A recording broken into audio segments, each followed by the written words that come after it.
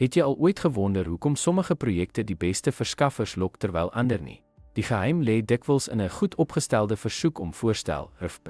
Dis jou projek se eerste indruk, die toneel vir sukses skep. Voorstelle word dikwels aangevra deur die RFP in die openbaar op relevante platforms te plaas. Deur gekwalifiseerde verskaffers direk uit te nooi, kan die gehalte van die reaksie verbeter word. Bedryfspesifieke webwerwe en professionele netwerke is effektief vir die verspreiding van RFPs. Deur die indieningsproses duidelik in die RFP uiteen te sit, word die reaksie stroomlyn. Deur 'n voorbodvergadering aan te bied, kan verskaffers vra en vereistes verduidelik. Deur duidelike sperdatums te stel, word tydige indiening en evaluering verseker. Ten slotte, effektiewe werwing van voorstelle lok gekwalifiseerde verskaffers en verseker 'n gladde keuringsproses.